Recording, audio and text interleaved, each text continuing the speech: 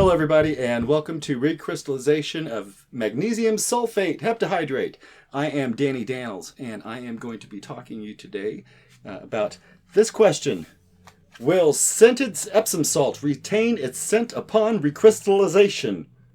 Well, I originally answered no. The crystal matrix will exclude the scent. I have a slightly different answer, way more scientific, and I'm going to talk to you guys about it. Check out these pictures.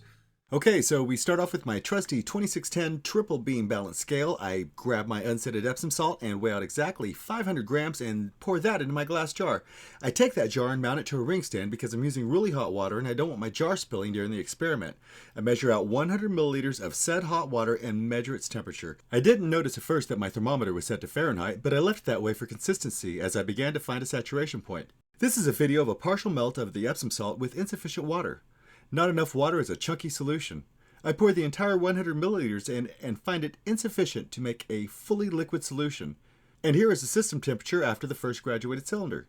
So I pour out the rest of my preheated water and I have 95 milliliters to work with, of which I use 68 more to achieve a solution that had a similar temperature, but the overall system was cooling.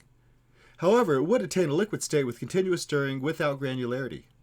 Once I stopped stirring, though, the solution would suddenly precipitate out within 10 seconds and go from completely liquid to decidedly solid with a supersaturated layer on top.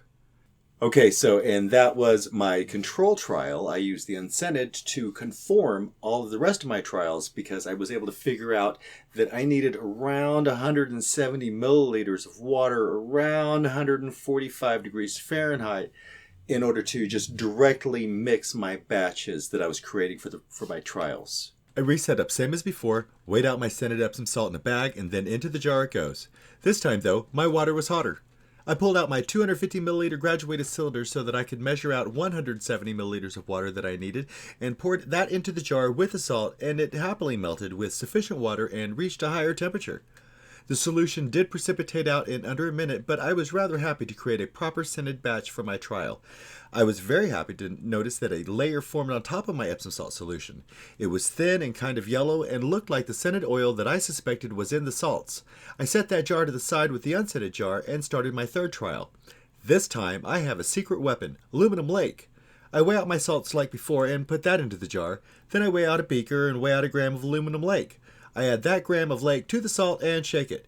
I measure out my hot water and pour it into the newly colored salt, and it happily melted, and I mixed it and set it to the side. We'll come back to the color mark jar later. Right then, I was rather interested in the second trial because I was pulling out some really geeky science equipment, a separatory funnel.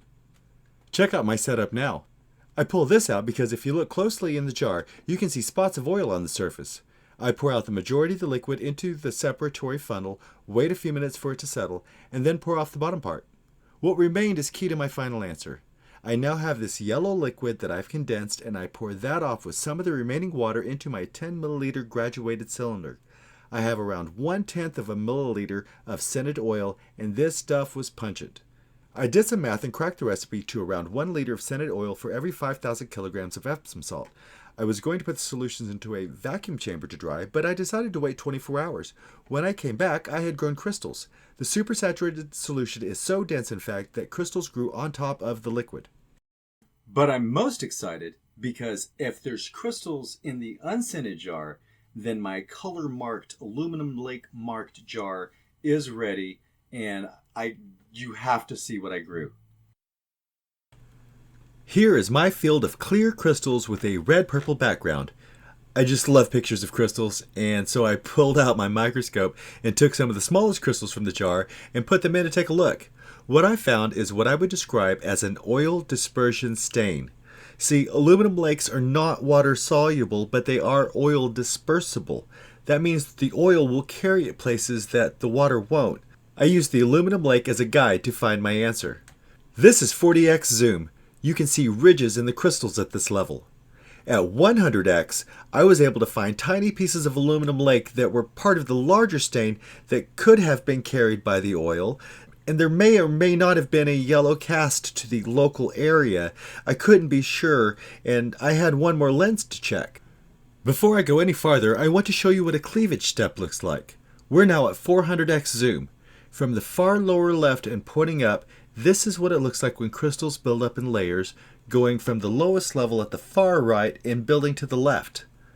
Those layers are also key to my final answer because I was able to find and identify the same yellow oil from before trapped in a cleavage step as the crystal was beginning to incorporate it into what jewelry lovers everywhere know as an inclusion, which gives me my final answer, which is the same as before. No, the crystal matrix will exclude the scented oil, but also the crystal will continue to grow and wrap around the oil as an inclusion. Anyways, thank you all for watching. I appreciate it. Please leave some comments below, and we'll see you the next time.